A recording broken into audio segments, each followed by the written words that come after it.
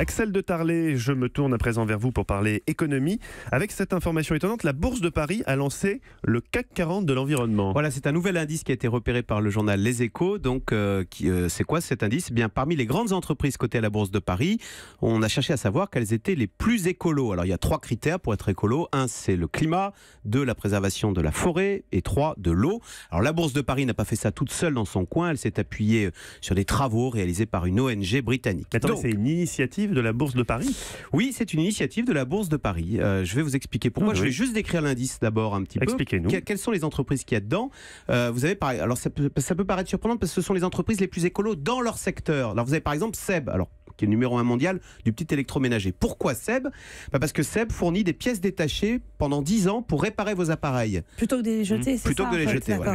Vous avez Valeo. Valeo, c'est un équipementier automobile. Ça peut paraître bizarre, l'automobile. Oui, mais Valeo est très en avance sur la voiture électrique. Et alors, le pire, c'est que dans ces 40 entreprises les plus écolos, vous avez Total, un pétrolier. Oui, alors ça, c'est l'Europe. Oui, oui, mais parmi les pétroliers, Total est le plus en avance sur l'électricité. Voilà, c'est-à-dire, vous savez, ils postulent même là pour le rachat de barrages hydrauliques. Ils ont racheté Direct Énergie. Et le patron l'a dit, Total, l'électricité sera l'énergie du 21e siècle. Voilà. Mais concrètement, à quoi ça va servir ce CAC 40 de l'environnement? Ça fait un peu gadget. Voilà.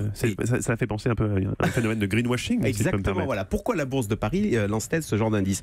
Eh ben, d'abord, il y a beaucoup d'investisseurs qui sont obligés d'investir dans les entreprises écolo. Pourquoi? C'est juste pour repérer. Ça leur permet de... Oui, et parce que beaucoup d'épargnants, et d'ailleurs vous et moi, de temps en temps, quand il y a une petite somme d'intéressement en fin d'année, on vous dit souhaitez-vous investir dans le fonds CAC 40 futur ou dans le fonds responsable Je sauve ma planète? Il y a beaucoup de Français qui signent je veux investir mes petites économies dans des fonds responsables. Donc ensuite, il faut bien trouver des entreprises responsables. Et puis il y a une deuxième chose, les grands fonds de pension américains qui réfléchissent sur une génération, qui sont obligés de placer de l'argent que récolteront les retraités de demain en 2040-2050.